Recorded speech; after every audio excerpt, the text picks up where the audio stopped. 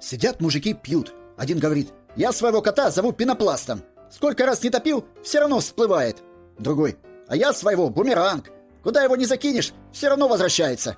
Третий: а мы своего зовем Джордано Бруно. Остальные хором: да ты садист. Вовсе нет, он просто на звезды смотреть любит. Общаются двое. Женщина считает, что после тоста надо последний чокаться с мужчиной. Это, мол, сулит деньги. Ох, не то не делать с мужчинами, чтоб деньги были. Ох, не то. Один приятель говорит другому: моего Вовку из школы исключили. Устроил взрыв на всю школу. В кабинете химии? Да нет, демографический.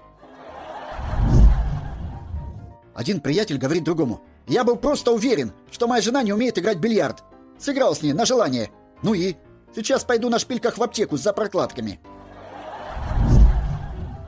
Посетитель приходит в ресторан, садится за стол и подзывает официанта. Что сегодня имеется покушать? Официант, доставая меню: один момент.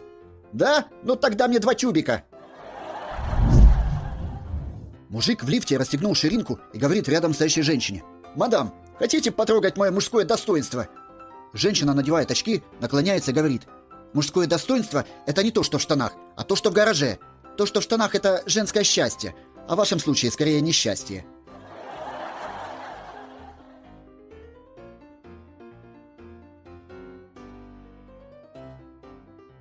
All right, everyone's presentations are done. Nick, the manager, said as he tried to move the discussion forward. Excuse me, I haven't. I recently found out something. Nick interrupted me and began to speak. There's apparently someone in this department who didn't graduate high school and is just a part-timer. Meetings should be for employees only. Absolutely right. His lackey, Mike, of course, agreed with Nick. I'm leaving. After leaving the meeting room, I started to shut down my computer. I noticed that an email had arrived, not in my personal inbox, but in the company's shared email.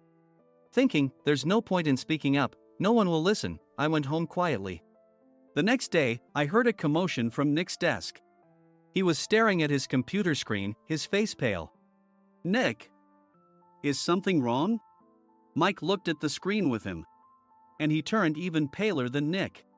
Why is he so angry? Knowing the reason for Mike's distress, I thought to myself, serves them right. My name is Adam. My mother passed away when I was in the 9th grade, and I was raised by my father. Well, you could hardly call it being raised. After my mother passed, my father changed. He drowned his sorrows in alcohol, and though he still went to work, he squandered our living expenses on horse racing. Because of that, I had to start working part-time as soon as I entered high school. Every month, I went to the convenience store with bills in hand that couldn't be auto-deducted from my father's account. Even though I endured it because I didn't want to be alone, I reached my limit in my 2nd year of high school and dropped out. I found a live-in job at a distant inn. Thank you for everything. The day I left home, my father, still staring at the TV, spoke. Take care. That was our last conversation.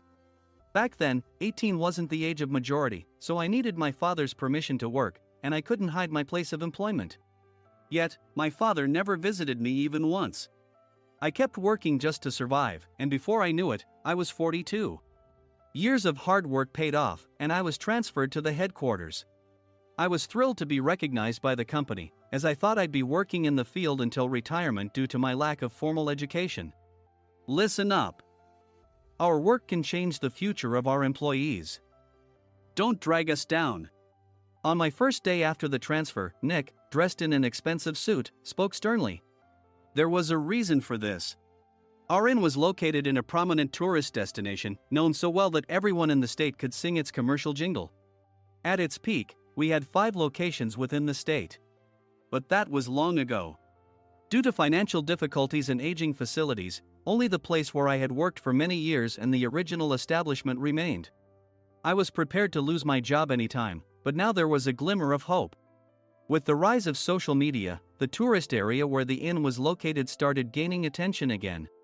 Depending on how hard the sales department, where I was transferred, worked, we could either thrive or be forced to give up this prime location to the new hotel chains continuously popping up. For Nick, who had switched careers from another industry to strengthen our sales, this was a battle he couldn't afford to lose. I understood why he had to be strict. I will do my best. Nick sneered at my enthusiastic declaration. Did you not hear what I said? I'm sorry. I thought I was listening carefully. Out of habit from years of customer service, I apologized reflexively, though I had no idea what had offended him. Someone was watching me with a smirk. In this department, there are those who are expected to excel and those who have been shoved here because they have nowhere else to go. You are the latter. It was Mike, the section chief. He's 7 years younger, at 35. But he was called to headquarters much earlier than I was and had been moving around within the headquarters ever since. I'm not jealous, but I can't accept that he's my boss. Graduating from a prestigious university, he has an unusually high pride and caused many problems as a newbie, making things very difficult for me when I was the front desk leader. When I found out Mike was transferred to the sales department a month before me, I was disheartened. Mike is right. With just a middle school diploma, there's not much you can do. Don't even think about achieving results. As if I didn't exist, Nick remarked, I'm thirsty. Mike eagerly ran to the coffee maker. It seems Mike is Nick's lackey. I regretted being happy about my transfer to headquarters, wishing I had stayed on site forever. Send a direct mail to every company on this list by the end of the day. Nick only assigned me tasks that even a new graduate could handle. What? There are over 1,000 companies. You want me to send to all of them by today? Yes, if you and your fellow misfits split the work, even those with nowhere else to go should finish by today. I glanced at the employees typing away expressionlessly. They were worn out from customer service, only thinking about leaving on time, or were women reassigned after having children, with zero motivation for work. Even Sam, a new graduate from the same university as Mike, who was supposed to be among the expected achievers, had no enthusiasm for the job, having joined the company wanting to do customer service. I don't care what they say, I plan to quit any time, he said. Only Nick and Mike were highly motivated, making all the decisions between the two of them. I originally only wanted to work at the inn to survive and had no particular attachment to this job. I swallowed my words, thinking I had no right to reprimand them. About a month after the transfer, Nick told us with a frustrated look. To commemorate the 50th anniversary, we've decided to create a plan exclusive for one group per day. Originally, Mike and I were supposed to come up with it, but our president, Mr. Thompson, insists on hearing everyone's opinions. So, you all get a chance. As Nick explained, Mike began handing out prints. Make sure not to embarrass Nick. If your ideas are half-baked, you'll have to redo them. It seemed that they had printed his handwritten notes by Mr. Thompson, which included several questions and a section for free responses. It made sense why Nick had to seek our input, given that all responses had to be submitted to Mr. Thompson. We were given a week to think about it, and a meeting was scheduled to compile our ideas.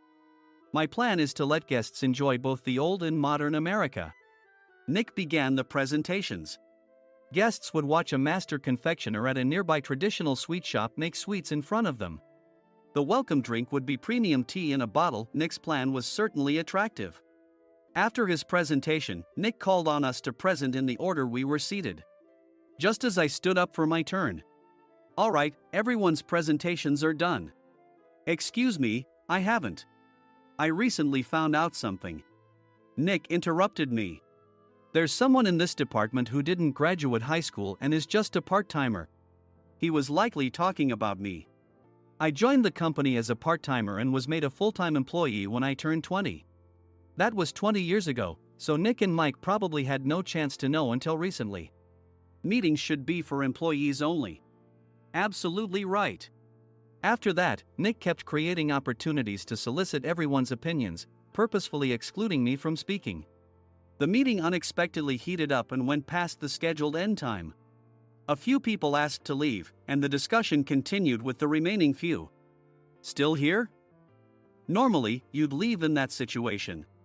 Though I had no attachment to the job initially, hearing kind words from customers made me want to make them happier. For someone like me, with nowhere to go, the inn was my home and customer service was my life. I felt pathetic about my current self. I'm leaving. I left the conference room and started shutting down my computer. I noticed an email had arrived, not in my personal inbox, but in the company's shared email. Thinking no one would listen to what I had to say anyway, I quietly went home. The next day, while preparing the DM as instructed, I heard a commotion from Nick's desk. In his haste to stand up, he hit his knee on the desk. He stared at his computer screen, his face pale. "Nick! What's wrong?" Mike, thinking he should be the first to rush over, approached Nick while still wearing his coat. He peered at the screen with Nick. And he turned even paler than Nick. Why is he so angry? Who is responsible for this company? Nick, more irritated than ever, asked, and Mike answered without checking. Probably Sam. Sam wasn't there because he was attending a morning training session for new hires. Nick gave up on getting angry and returned his gaze to the screen. They were looking at an email that arrived right after the end of the working day yesterday.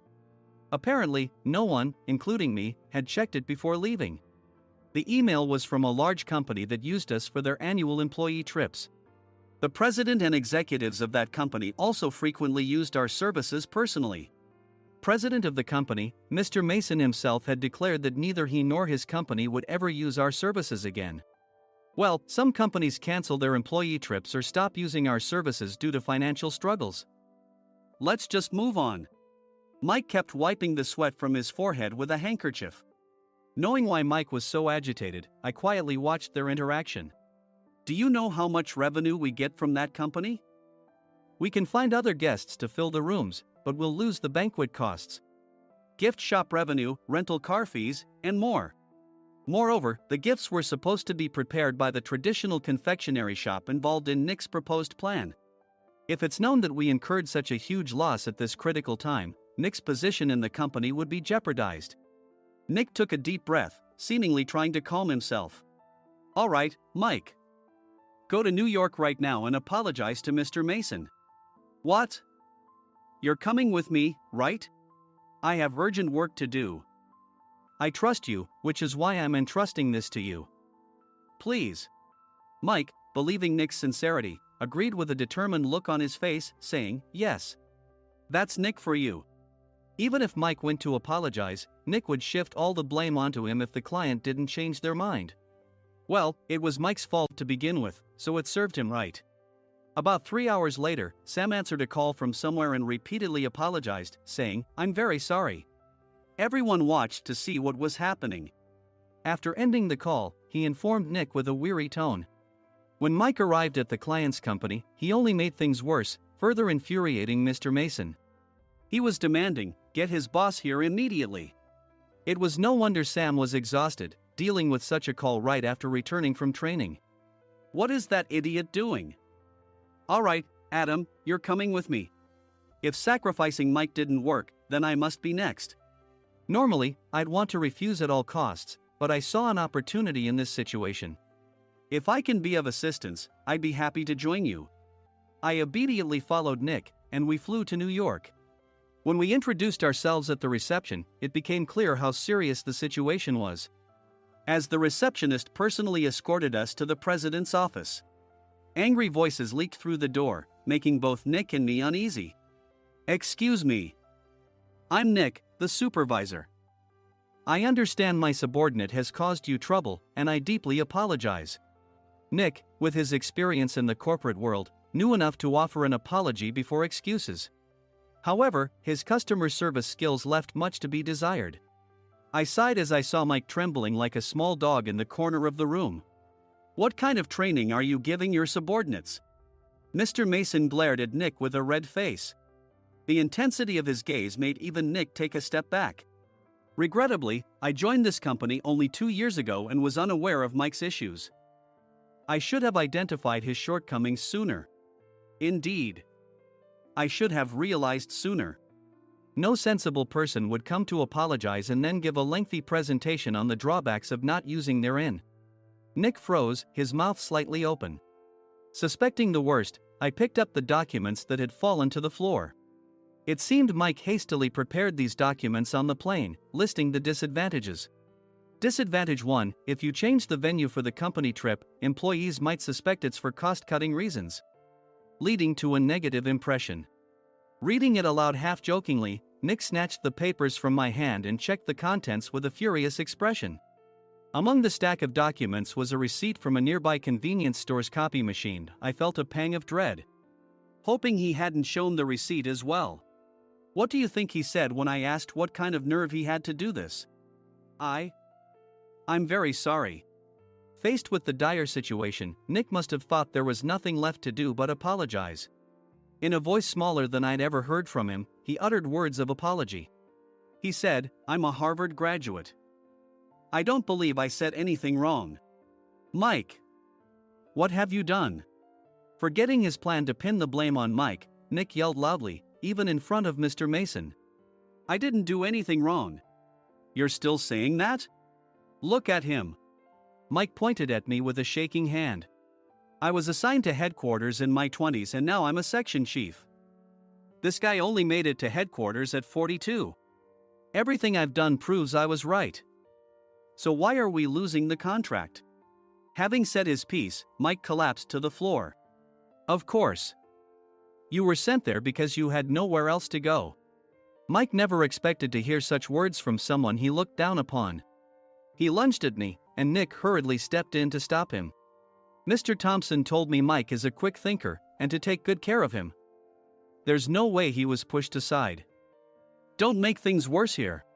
"He didn't say quick thinker, he said only quick-witted, didn't he?" I don't remember that part. I recalled the many troubles Mike caused when he was a newbie. When Mike was on the front line, his pride was so high that he never apologized to customers. Customer service, especially in our job, doesn't work alone. It brings both good and bad situations. If the front staff or housekeepers made mistakes, or the cleaning company didn't properly clean a room, one had to apologize to the customers regardless of personal fault. Mike, in such situations, would never apologize, insisting he wasn't at fault. This often angered customers, and as the front desk leader, I frequently had to apologize on his behalf. He caused complaints and disrupted operations, which is why he was quickly moved to headquarters. In departments where he didn't interact directly with customers, his quick thinking was beneficial and things went well. But it seemed his flaws were starting to show. Corporate reservations are supposed to be entered into the system by the sales representative. But a quick check yesterday revealed that more than 10 items were missing from the client's reservation. The handover document clearly stated what needed to be prepared. Why didn't you enter it into the system? Why do we have to give them special treatment? Filling rooms near the banquet hall, setting up all the food in advance. Specifying the brand of wine, they're too demanding. No wonder he always angered customers, I thought, feeling a headache coming on. Grouping them in rooms near the banquet hall is for our benefit too. It makes it easier for the staff to set up beds and serve breakfast since everyone's schedule is synchronized. As for the other requests, Mr. Mason suggested them to lighten our load. I didn't know that. Nick finally seemed to realize that Mike was the one who had angered the client. What did you say to them? I just told them we wouldn't give them special treatment anymore. We shouldn't waste effort on things that don't bring in money. I was utterly exasperated at his lack of understanding of customer service. Of course, we shouldn't comply with unreasonable demands. But carrying over successful practices from past stays makes customers feel remembered and enhances their experience. Good memories encourage repeat visits. That's part of our job. I looked down at Mike, who was sitting on the floor. In our job, nothing is a waste. Mr. Thompson likely moved you to the sales department, hoping you'd finally understand this. How do you think he feels now that you've failed to meet his expectations? Mike, tears in his eyes, fled the president's office. I was amazed he still hadn't apologized. You have it tough, Adam. It's okay, we're all employees of the same company. I deeply apologize for this disrespectful incident. Especially after all the care you've shown us. If it weren't for you, Adam, I really would have stopped staying here. When I heard you were moving to the sales department, I was willing to reconsider if you handled it. Seeing us talk so amicably, Nick's face contorted. Do you two know each other? Adam's service is excellent. I always requested him specifically.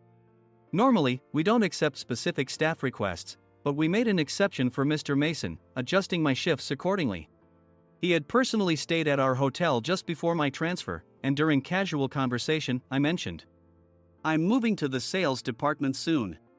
If I hadn't told him then, things could have been much worse. "Please continue to take care of us. I look forward to it." On the return flight, Nick awkwardly offered me a can of beer. It's still working hours. Of course, I had no intention of forgiving him for a single beer. Nick might try to pin everything on Mike and avoid any consequences. While pondering this, a startling fact came to light. "Nick, the tea bottles for the plan have arrived." I handed Nick a bottle labeled with our inn's name. "They look good." "What are you talking about?" "These are plastic bottles. I had assumed we would use the trendy, high-end bottling tea. But what arrived were ordinary plastic bottles of tea with customized labels. The only unique aspect was the label, which had the inn's name, making it look customized. Upon further investigation, I discovered that a substantial amount of money was set to be paid to the tea company. It was priced like bottling tea. Does this plastic bottle really cost $100 each? The tea inside is specially blended for us. The extra cost is for that. Wouldn't it be better to use another tea company? Or is there a specific reason we must use this one?" As Nick continued to make excuses, I showed him a printed email. I informed the tea company's president, Mr. Mitchell, that we discovered irregular payments and he confessed. He said you two were high school classmates and planned to split the extra money. That idiot.